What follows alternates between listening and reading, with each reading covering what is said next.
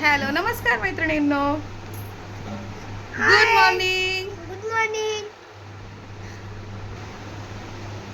तर आता सकाळचा चहा नाश्ता वगैरे झालाय आणि आज संडे आहे म्हणून म्हणजे टिफिन वगैरे काय बनवायचा नव्हता.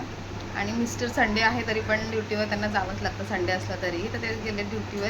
आणि आता आमचं पुढचं रुटीन काय चालणार आहे, आज मी दिवसभरामध्ये काय काय कटिंग करणार आहे, स्टिच करणार आहे, त्याचं सगळ्यांचं मी आपल्यासोबत शेअर करणारच आहे. तर ब्लॉग कंटिन्यू बघा, स्किप करू नका. चला तर मैत्रिणींनो, संडे असो किंवा मंडे असो, आपल्याला आपलं काम काही चुकत नाही.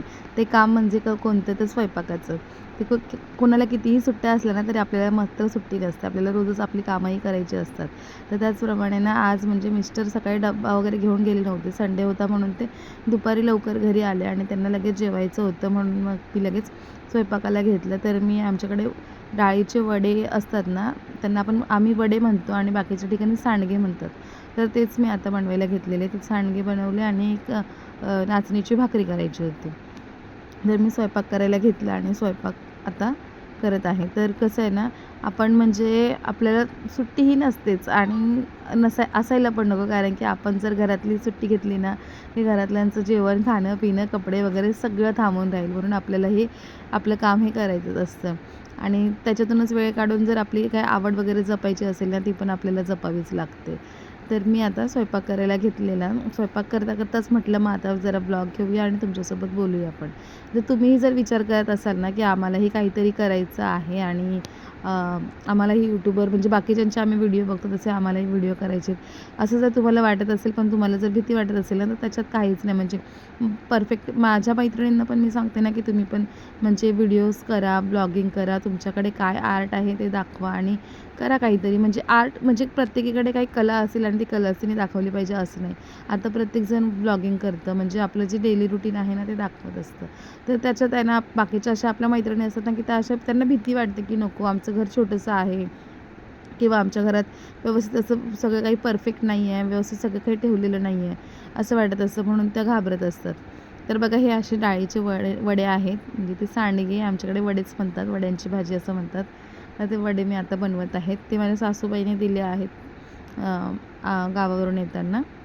आणि ही टोपली आहे ना, ही टोपली म्हणजे मी आता लास्ट वीकमध्ये ना मी मागच्या संडेला मी दादरला गेले होते. तिथे मी प्रियंका नाईक म्हणून ना त्यांचा ब्लॉग बघितला होता. त्याच्यात मी पारंपरिक भांड्यांचं नक्षत्र मॉलमध्ये असलेलं दुकान बघितलेलं आणि तिथून मी हा तवा घेतला आहे. तर मला भरपूर सारी भांडी घ्यायची होती, पण मी तिकडची प्राईस ऐकूनच मग फक्त हा तवा घेऊनच परत आले. तर हा तवा तिथे ₹1100 भेटला मला. आणि ही टोपली म्हणजे त्यात दुकानातून नाही घेतली, पण कोइन्सिडन्स ना, की मी तिथे दुकानात गेलेली आणि तिथून मॉलमधून बाहेर निघाल्या तिथे बाहेर ना मुलं विकायला बसलेली आणि त्यांच्याकडून ही टोपली घेतली. मला ही टोपली ना खूप आवडते, म्हणजे छान वाटतं त्याच्यात. आपल्याकडे किती स्टीलचे डब्बे वगैरे काही असले ना तरी हे छान वाटतं. आणि त्याचबरोबर ना हा खलबत्ता आहे बघा माझ्याकडे. हा मी 2 वर्षापूर्वी घेतलेला. त्याच्यातच मी काही म्हणजे मसाला वगैरे वाटायचा असेल ना ते वाटते. कारण की मला आवडतं असं पारंपरिक, म्हणजे जुने जे आपले आजी आई वगैरे जे भांडी वापरायचे ना, तशी भांडी मला वापरायला आवडतात.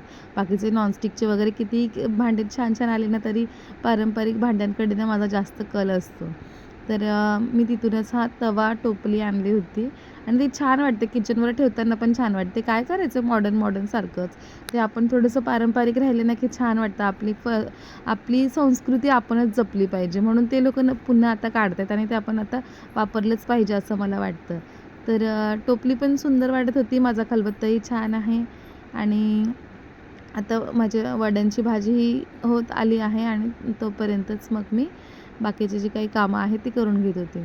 तर कसं आहे ना, तेच मी सांगते, की म्हणजे लाजू नका. तुम्ही जे काही करताय ना, ते तुम्ही दाखवा. म्हणजे तुम्हाला जर वाटत असेल ना, की माझं हे डेलीचं रुटीन आहे, माझ्यासाठी काही विशेष नाही, पण तुमच्यासाठी विशेष नाही ना, पण दुसरे जे बघणारे असतात ना, त्यांना तुमच्याकडून काहीतरी शिकायला मिळतं. म्हणजे तुम्ही जर कोणती रेसिपी बनवत असाल आणि ते रेसिपी बनवताना जर तुम्ही याच्यात काही वेगळ्या प्रकारे बनवत असाल ना, तर ते वेगळ्या प्रकारे बघायला दुसऱ्यांना आवडतं, की हां, आपणही यांच्यासारखं ट्राय करून बघायला पाहिजे. किंवा तुमची काम करण्याची पद्धत तुम्ही जर अगदी सावकाशपणे करत असाल, पण अगदी व्यवस्थित नीटनेटकेपणाने करत असाल ना, तेही दुसऱ्यांना म्हणजे इम्प्रेस करतं. किंवा जर तुम्ही अगदी खूप फास्ट घाईघाईमध्ये कामं आवरत असाल आणि तुमच्याकडे बघून जर दुसऱ्या कोणाला शिकायला मिळत असेल ना, तर तेही बरं वाटतं. तर ही माझी दीदी आहे, म्हणजे ती मला फक्त भांडी घासण्यासाठी हेल्प करते ती दीदी आली होती. आणि मग माझं सगळं भांडी वगैरे आवरून झाले आणि आम्ही जेवायला बसलो. तर हे बघा, ही अशी वड्यांची भाजी आहे. त्याच्यात फक्त मी आमच्यात म्हणजे खुड मिरचीमध्ये बनवलेले वडे असे म्हणतात. त्याच्यात कांदे, लसूण, जिरे आणि ती लाल मिरची अशी खुडून फक्त टाकलेली असते, खुडी मिरचीची अशी. आणि थोडीशी हळद आणि थोडंसं म्हणजे थोडंच पाणी घातलेलं मी, मला कोरडी करायची होती म्हणून. दुपारच्या जेवणात कोरडं जेवण जरा बरं वाटतं. आणि आम्ही आता जेवायला बसलो बघा. अशी टोपली वगैरे घेऊन बसले ना की छान वाटतं. आणि त्याच्यानंतरच मग मी आता हे जेवण वगैरे झालं, थोड्या वेळ गप्पा मारल्या आणि म्हटलं मग झोपण्यापेक्षा ना आता मी मला सुरुवात करायची आहे मशीनवर बसायची. रोज म्हणते मी बसते. तर मी आज मशीनवर बसणार होते ना, तर म्हटलं सर्वात आधी मी माझी भरपूर दिवसापासून म्हणजे मी मटेरियल घेऊन ठेवलेलं. आणि मी एकदा जर मटेरियल घेतलं ना की मला असं वाटतं मी कधी त्याचं मी काय स्टिच करते आणि वेअर करते. तर तरी मी भरपूर दिवस कंट्रोल केलं. म्हणजे मी गावी जाण्याच्या आधीच हे मटेरियल मागवलेलं आणि ते भरपूर दिवस तसंच ठेवलेलं. आणि आता मग म्हटलं ठीक आहे, त्याच्यापासूनच आपण आता सुरुवात करूया.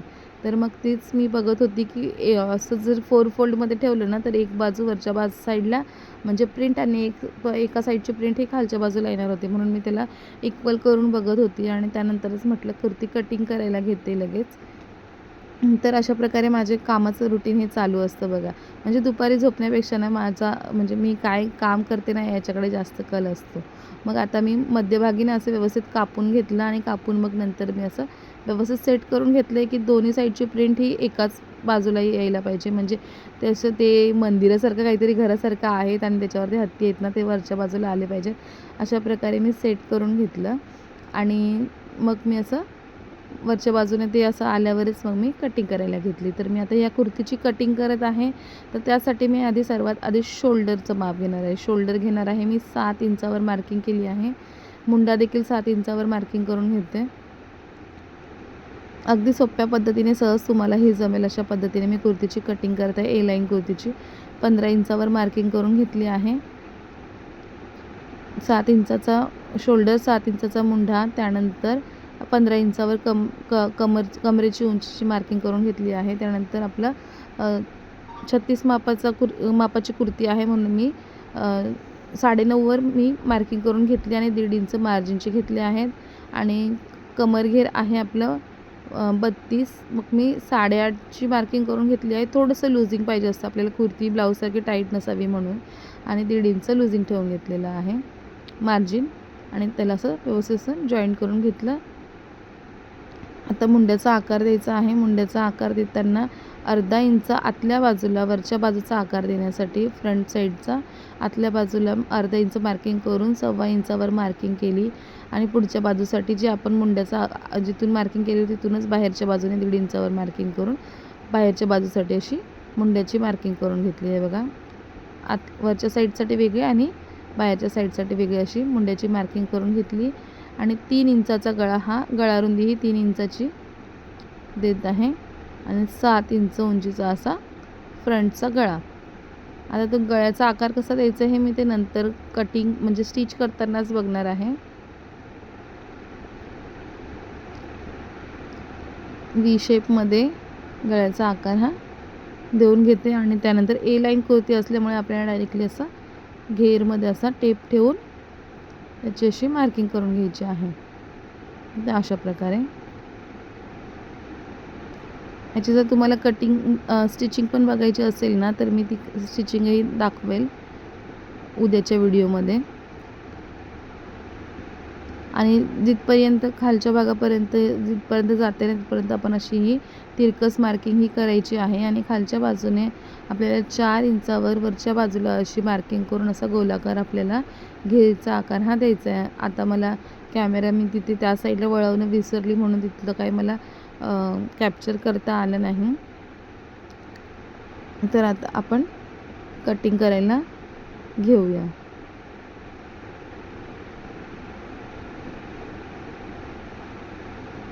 तुम्हालाही जर ए लाईन कुर्ती कटिंग करता येत नसेल किंवा करायची असेल किंवा जर तुम्ही प्रयत्न करता पण व्यवस्थित जमत नाही ना तर अशा प्रकारे तुम्ही ड्राफ्टिंग करून आणि कटिंग करून बघा. अगदी व्यवस्थित अशी छान तुम्हाला ही कुर्ती बसेल.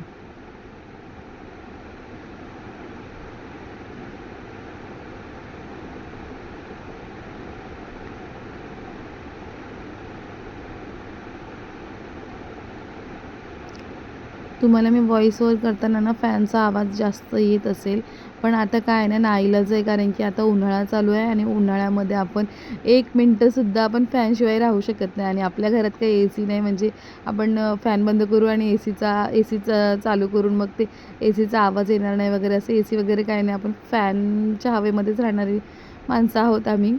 तर फॅन चालू आहे, फॅनचा आवाज येत आहे, म्हणून जरा व्हॉईस ओव्हर करताना तुम्हाला ॲडजस्ट करून घ्यावं लागेल. आणि प्लीज मी म्हणजे कधी सांगत नाही मी की माझं चॅनल सबस्क्राईब करा वगैरे, पण आता सांगते की म्हणजे खूप म्हणजे 800पर्यंत माझे सबस्क्रायबर झालेले आहेत आणि मी खूप दिवसापासून प्रयत्न करत आहे की माझे 1K सबस्क्रायबर झाले पाहिजे आणि सर्वांचीच आता इच्छा असते की आपलं पण चॅनल मॉनिटाईज झालं पाहिजे. तर मी भरपूर दिवसापासून प्रयत्न करते, तर माझं चॅनल मॉनिटाईज झालं पाहिजे असं मलाही वाटतं. तर प्लीज जरा मदत करा आणि चॅनलला सबस्क्राईब करा आणि माझ्याकडून तुम्हाला ज्या काही गोष्टी बघायला बघा, अशा मी खालच्या बाजूने असा 4 इंचावर कर्व दिलेला आहे. तर अगदी सोप्या पद्धतीने जर तुम्हाला कटिंग आणि स्टिचिंग बघायची असेल ना, तर आपल्या चॅनलला नक्की सबस्क्राईब करा आणि व्हिडिओला लाईक करा आणि माझे 1K सबस्क्रायबर कंप्लीट करा. आणि तुम्हीही नवीन सुरुवात करणार असाल तर तुम्हीही सुरुवात करा आणि तुम्हीही ग्रो व्हा. आता कुर्तीची कटिंग झाली, आता स्लीव कटिंग करायचे आहे. तर स्लीव कटिंग करताना मला इथे ना मध्यभागी जॉईंट द्यावा लागणार आहे, कारण की ही जे म्हणजे जशी प्रिंट आहे ना तशी ती सरळच आली पाहिजे. आपण म्हणजे अशी आडवी कटिंग केली ना तर ते प्रिंट बरोबर दिसणार नाही, म्हणून सरळच आपल्याला कटिंग करायची आहे. म्हणून मध्यभागी आपल्याला जॉईंट द्यावे लागणार आहे दोन्ही स्लीववर. आणि काही नाही, तशी आपण रेडीमेड कुर्ती आणतो ना त्याच्यामध्ये पण दिलेलं असतं आणि काही तेवढं फरक पडत नाही, छान दिसतं. तर मी आता 14 इंचावर मार्किंग करून स्लीव कटिंग करून घेणार आहे. 14 इंचावर उंचीची मार्किंग दिली. नंतर आपल्याला दंडघेर आणि त्याच्या 1.5 इंच मार्जिन अशी मार्किंग करून घ्यायची आहे. म्हणजे 6 आणि अधिक 1.5 मी अशी मार्किंग करून घेतली. आणि वरच्या बाजूला छातीचा चौथा भाग, म्हणजे छातीचा चौथा भाग आहे आपला 9.5. 9.5वर मार्किंग करून घेतली. त्यानंतर त्या पॉईंटपासून आपल्याला 3.5 इंचावर खाली मार्किंग करून घ्यायची असते मुंड्याचा आकार देण्यासाठी.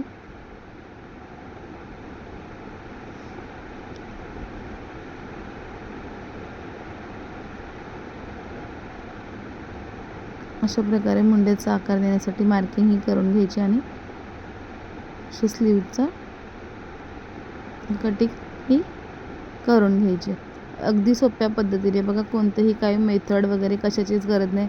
तुम्हालाही जर अगदी सोप्या पद्धतीने जर शिकायचं असेल तर आपल्या चॅनलला नक्की सबस्क्राईब करा. काय आहे ना,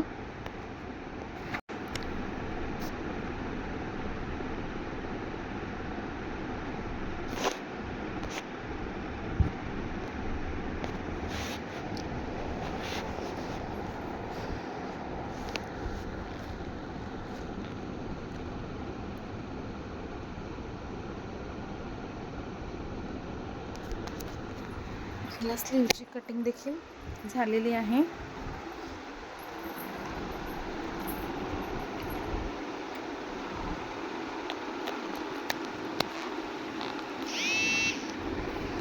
त्यानंतर आपण जे उरलेलं कापड आहे ते गळ्यासाठी आपण साईडला ठेवून देऊया. झाली आपली कुर्तीची कटिंग अशा सोप्या पद्धतीने. चला तर मैत्रिणींनो, आपल्या कुर्तीची कटिंग झालेली आहे आणि आता म्हणजे दिवसभराचं रुटीन आणि त्यानंतर म्हणजे वेळ काढून, रिकामा वेळ नाही म्हणता येणार कारण की रिकामा आपण म्हणू शकत नाही, कारण की आपला प्रत्येक दिवसाचा प्रत्येक वेळ हा महत्त्वाचाच असतो. तर मी त्याच्यातून वेळ काढून आता ही पहिल्याच दिवशी म्हणजे माझ्या स्वतःसाठीची कुर्ती मी ही कटिंग केलेली आहे आणि मी ही आत्ता स्टिच नाही करणार. ही आता म्हणजे आज संडे आहे तरी दिवसभराचं रुटीन तुम्ही आता बघितलेलं आहे. त्यानंतर आता संध्याकाळी परत म्हणजे मी सगळं दिवसभराचं आवरलं, जेवण वगैरे झालं, थोडा वेळ गप्पा वगैरे मारल्या. त्याच्यानंतर आता कुर्ती कटिंग करायला घेतलेली. एक ब्लाऊजही कटिंग करून ठेवलेलं आहे, कटोरी ब्लाऊज. ते ब्लाऊज मला आज शिवायचं आहे आणि ही कुर्ती आज शिवणार नाही. तर आता चहा वगैरे करते, स्वयंपाक वगैरे झाला की त्याच्यानंतर मी ते ब्लाऊज स्टिच करायला घेणार आहे. जर मला वेळ मिळाला तर मी त्याचं घेईन जरा व्हिडिओ, नाहीतर मग आता आपण पुढच्या ब्लॉगमध्ये भेटूया. तर ही कुर्ती मी आता उद्या स्टिच केल्यानंतर ना तुम्हाला एका शॉर्ट नाहीतर आपल्या नेक्स्ट ब्लॉगमध्ये बघायला मिळेलच कशी झाली आहे. तर ही ए लाईन कुर्ती कटिंग केलेली आहे मी आणि बघूया वेअर केल्यावर कशी दिसते. तर व्हिडिओ बघितला त्याबद्दल तुमचे मनापासून आभार आणि असेच रोज नवनवीन व्हिडिओ येत राहतील आणि तुम्हालाही त्याच्यातून काही शिकायला मिळेल. प्रत्येकीकडून आपल्याला काही ना काही शिकायला मिळतं. प्रत्येकीकडून आपण किती ब्लॉग बघतो, किती व्हिडिओज बघतो, किती म्हणजे यूट्यूबवर बघतो, इंस्टाग्रामवर बघतो, सगळीकडे बघतो, पण आपल्याला प्रत्येकाकडून काही ना काही शिकण्यासारखं असतं. सर्वांची पद्धती वेगवेगळी असते आणि जर सुरुवात केलेली नसेल, तुम्हाला असं वाटत असेल की मला पण करायची आहे पण माझ्या घरातला पसारा आहे, माझं घर छोटंसं आहे, सगळं परफेक्ट असं असायला हवं असं काही नसतं. सगळ्यांच्या घरी सगळ्यांचे म्हणजे कोणी मिडल क्लास असतं, कोणी म्हणजे हाय प्रोफाईल असतं, तर सगळंच म्हणजे मिडल क्लास वगैरे सगळे लोक असतात आणि सगळ्यांना म्हणजे ज्या फील्डमधलं जे काही बघायचं असतं ना तीच लोकं बघतात. दुसरे लोक म्हणजे हायफाय लोक येऊन आपले ब्लॉग बघत नाही किंवा असं म्हणजे आपण म्हणजे मध्यमवर्गीय आहोत तर मोठी लोक येऊन आपल्या ब्लॉग बघतील, मग आपलं घरात पसारा आहे, असं आहे, तसं आहे, आपल्याला नाव ठेवतील असं वगैरे काही नसतं. जे आपल्या लेवलची लोकं असतात, ज्यांना ज्या फील्डमध्ये जे बघायचं आहे तीच लोकं आपल्याला जे हवं आहे तेच बघतात. म्हणून अजिबात लाजायचं नाही. तुम्ही जर सुरुवात केलेली नसेल तर सुरुवात करा आणि तुम्हीही ग्रो व्हा. आता तुम्हाला म्हणजे मी याच्यावर एक व्हिडिओ बनवेल बघा की आता जे आहेत ना, आता जे यूट्यूबर आहेत, मोठे मोठे यूट्यूबर्स आहेत आता म्हणजे लेडीजच मी तर आधीपासूनच म्हणजे जेव्हापासून मी बघायला लागली ना तेव्हापासून म्हणजे ते पण असे इक्वल रेंजमध्ये म्हणजे त्यांनी पण सुरुवातच केलेली आणि तेव्हा मी देखील सुरुवात केलेली पण मी कंटिन्यू केले नाही. तर मी सर्वात आधी नाव घेईन तर धनुश्री पवार. तर तिने देखील म्हणजे माझं चाळीतलं घर म्हणजे तिचं चाळीतलं घर छोटंसं असं आणि तेव्हा अगदी म्हणजे असं व्यवस्थित तिने बनवलेलं पण नव्हतं, साधंसुद्धा घर होतं आणि त्या घरापासून तिने सुरुवात केलेली. त्या घरात म्हणजे छोट्याशा घरात तिने कसं ॲडजस्ट केलेलं, तिथे तिचं किचन होतं, किचनच्या बाजूलाच तिची मोरी म्हणता येईल त्याला, बाथरूम पण आहे, मोरी होती आणि त्या मोरीतच म्हणजे भांडी पण घासायची आणि तिथे अंघोळ वगैरे पण करायची, तिथेच कपडे धुवायची. त्याच्यावरूनच ती व्हायरल झालेली की तिचं ते छोटंसं घर होतं, छोट्याशा घरातलं ती रुटीन दाखवायची आणि त्याच रुटीनमध्ये तिला म्हणजे असं एकाने तिला अशी कमेंट केली वाईट की तिथेच बाथरूम आहे आणि तिथेच तू भांडी घासते, तिथेच अंघोळ करतेस. त्याच कमेंटवरून तिचा व्हिडिओ व्हायरल झालेला आणि ती बघा ती आता मस्त ऐस पैस मोठ्या असा तिने बंगला बांधलेला आहे गावी आणि त्या बंगल्यात ती राहायला गेलेली आहे. म्हणून असं लाजायचं नाही आणि संकोच करायचा नाही की माझं घर छोटंसं आहे, माझ्या घरात पसारा आहे, माझ्या घरात लहान मुलं आहे. प्रत्येकाची परिस्थिती सारखी नसते आणि ती परिस्थिती सुधारवण्याचं काम हे आपल्या हातात असतं. म्हणून लाजायचं नाही आणि काहीतरी करून दाखवायचं. दुसरं नाव म्हणजे मोहिनी हजारे. मोहिनी हजारे म्हणजे अगदी भाड्याच्या रूममध्ये राहत होती बिचारी. अगदी म्हणजे तिचं ना मी सुरुवातीपासून तिचं स्ट्रगल बघते, टिकटॉकपासून तरी बघते.